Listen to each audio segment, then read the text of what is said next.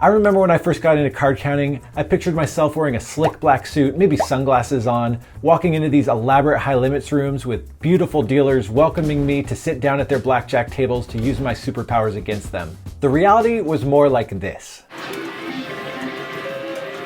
Man, that was nice though, having a winning session after 4 straight losing sessions. Does that mean card counting and advantage play are a myth? Not in the least. But there's a difference between what people think professional gambling is and the truth. The good, but also the bad and the rest.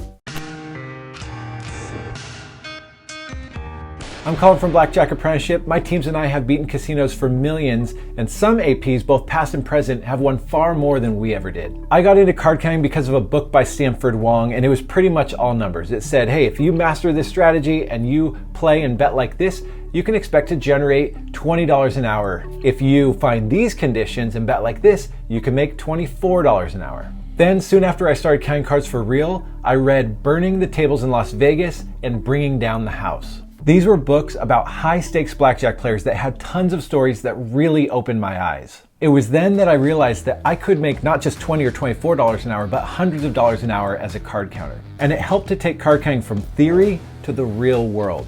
With that same idea in mind, we created Tales from the Felt, an illustrated book of 21 different stories from 21 different professional card counters and advantage players.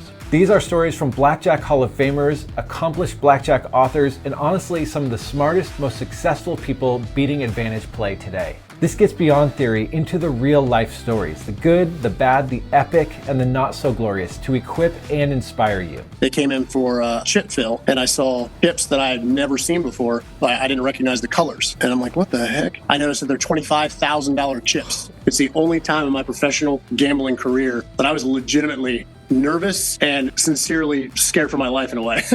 Also, it's beautifully illustrated to be a sort of card counting coffee table book that you can show to your family and friends to see that this advantage play thing isn't mythical, but real and human. You know, when you play, you have these reasons why you're there, quote unquote, and reasons why you're, gambling so much money. We were having a great time, and so I was pretending to just be completely, wasted, and I hated my husband, and then so began the plot to terminate said husband. I mean, like literally terminate. You can imagine that the individual was of a large organized variety. They all had bathrobes, and they introduced themselves like, hey, I'm Tony. And then the next one was like, hey, I'm Tony. And I was just like, oh my God. I ended up being so desperate to make hours that I ended up playing like 23 hours in a day, winning a ton of money.